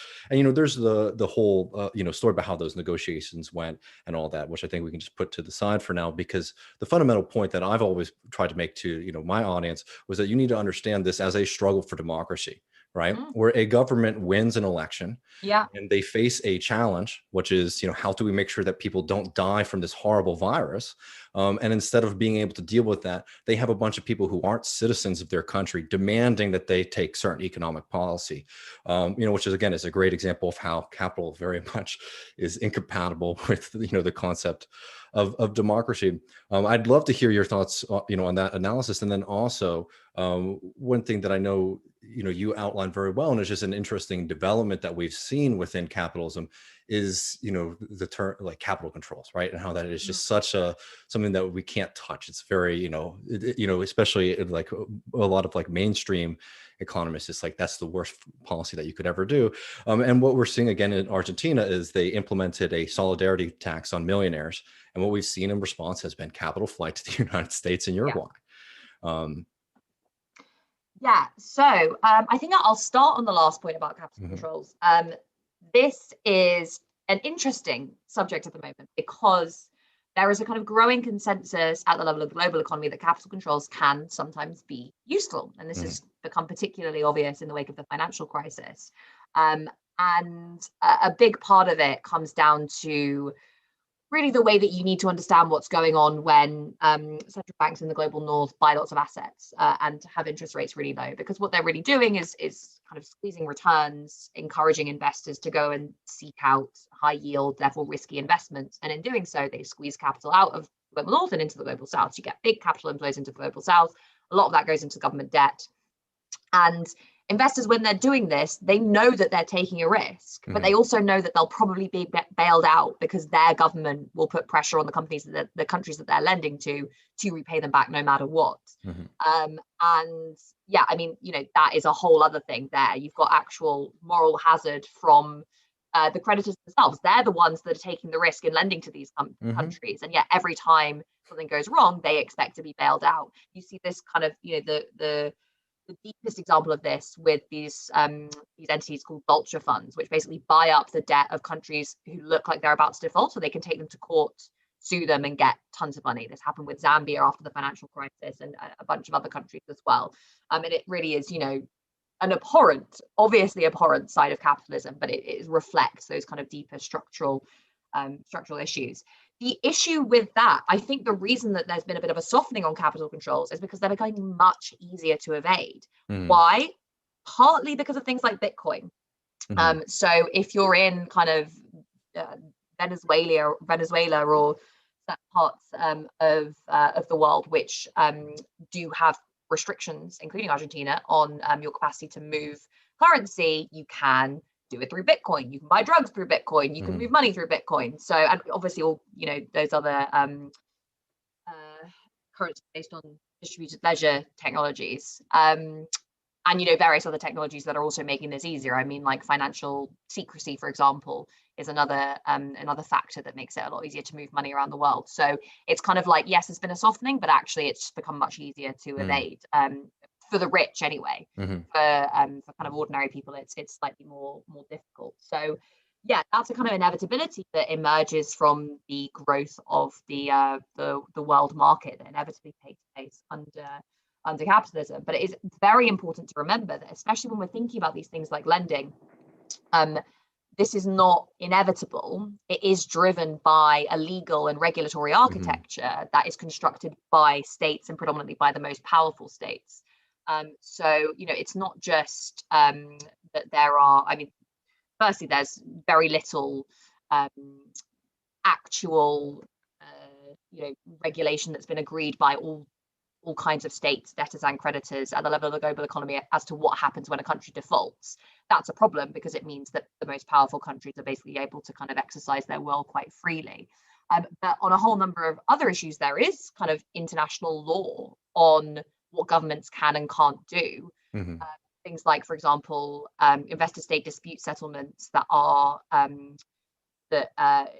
basically prevent governments from implementing certain policies that harm the interests of investors. Investors are able to take states to court in international arbitration courts.